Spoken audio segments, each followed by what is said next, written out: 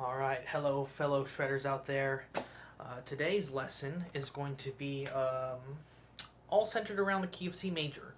And I wanted to try to put together something that would cover material that players of all levels could utilize. So, if you're brand new to guitar, just starting out, your chords in the open position, or your cowboy chords, are probably a great place to get notes under your fingers. So in the key of C major, that's our 1, and a couple of other chords that pair very well with C. F major, G7, back to the home bass. And these are pretty much the same shape, and you just kind of move inwards and outwards.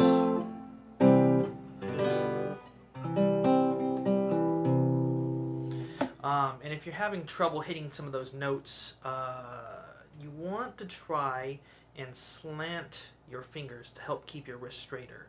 So if you're new to guitar and you've heard the pro tip that you should use your fingertips, you absolutely should. But in certain cases, when you're trying to reach bigger stretches, make sure that the guitar conforms to you. So I have mine nice and high up on my leg, and instead of being straight into the frets, I'm turning to the side so that I can get that reach. Alright, and from your chords, what you can head to next is the C major scale.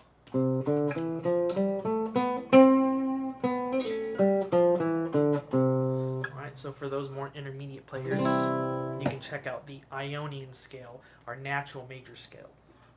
And C major has no sharps and no flats. And when you follow that note pattern, you get, well, the formula for all major scales is going to be whole, whole, half, whole, whole, whole, half. And following that formula will give you any major scale. So once you get down the 1 octave, you can go for 2.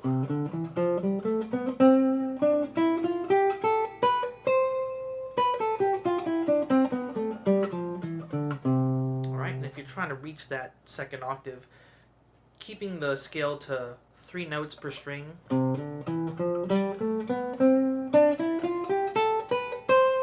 will definitely help when it comes to shifting. You'll shift less. And getting down those notes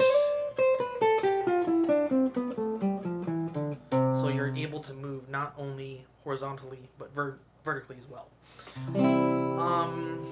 Yeah, and so maybe the next step above learning your open chords and then the notes of the scale or the key would be finding where you could grab those different C chords on the neck. So what a chord is, or our major chords, right, are the 1st, the 3rd, and the 5th note that we're pulling from our major scale. So C would be the 1, D is 2, E is the 3rd, F is 4, G is 5. So if you were to sprinkle that all over the fretboard, you would get what we call the cage system. Caged after the shapes of our open chords: C, A, G, E, and D. They're like our chord modes across the fretboard. That's the simplest way I can kind of break it down. The 1, 3, 5 sprinkled all over the neck makes the shapes of our open chords: C, A, G, E, and D. And lastly, from there, if you're looking to take it a step further with your music theory, getting down the chords that fit within the key. So within the key of C major, there are no sharps and no flats, so that's going to give you a particular chord progression or chord scale. So C would be the 1, B diminished, and then E minor, G major, F major, E minor's right there. Sorry, A minor was up here. E, D, and finally back to home base. And learning how to maybe go and do your chord extensions from there, like your 7th chords, for those who have the chords down. So C major 7, B diminished, A minor 7, and you just continue down that road. F, E, D minor 7, and back home. Alright?